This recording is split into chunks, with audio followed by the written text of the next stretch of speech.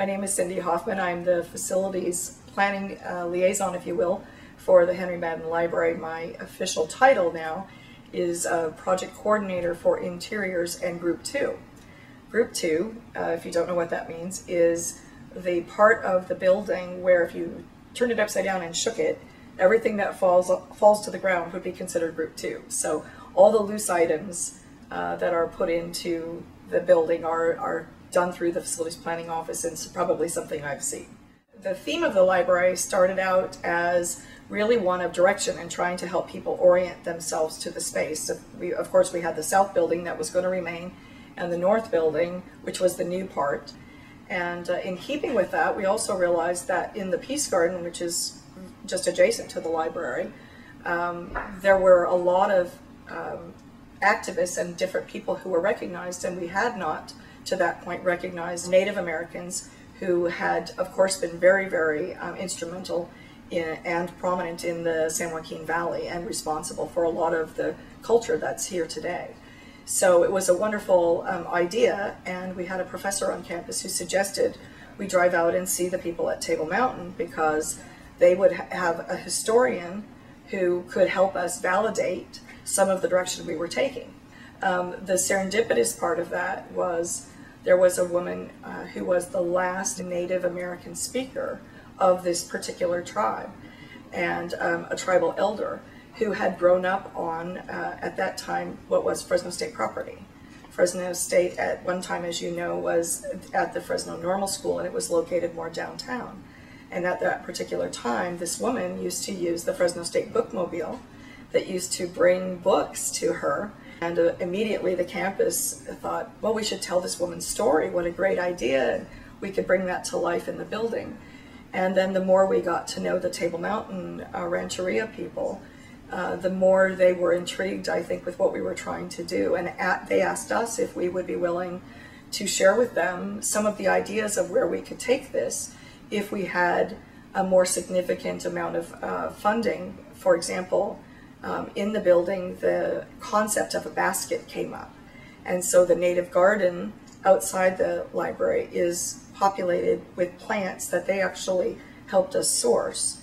And the baskets that they weave are woven from the plants that make up the native garden out directly outside the library. So your library theme experience will start even out in the garden space.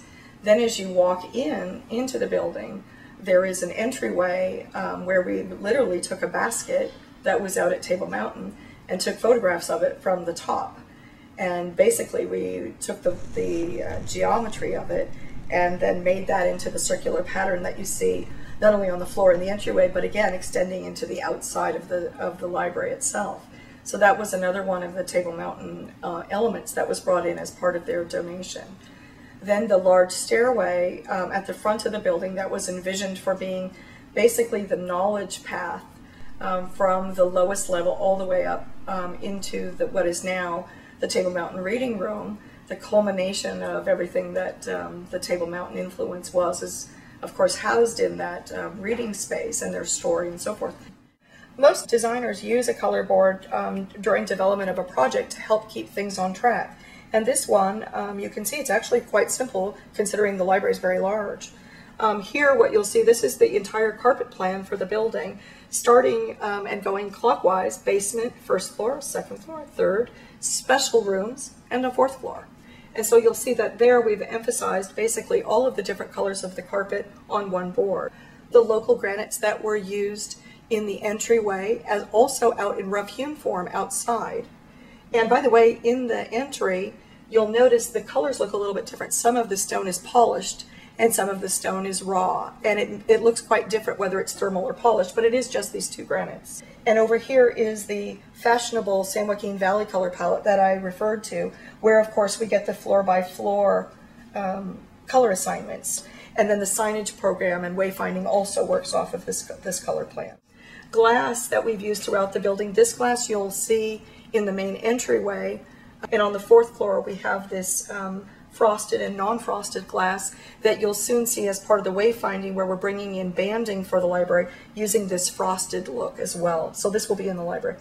This is the elastomeric paint that's used in the receiving area so that it's very, very durable, the tiles for our bathrooms, and the green quality product that's used not only on countertops, but also in a lot of the hard surface rooms.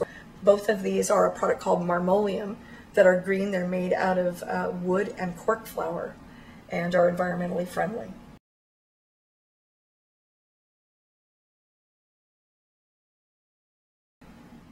The most important thing is to recognize that it took years and years of effort, and over time, things change and so on and so forth, but we always kept an eye toward how the students would use the space and our perception of how that might change over time. So we paid a lot of attention to flexibility and how things could morph and change and still remain current and applicable, because any new modern library needs to account for a variety of different kinds of learning styles, study habits, and different things. And we really wanted everyone who came to the library to be able to find an environment that was truly home and comfortable for them.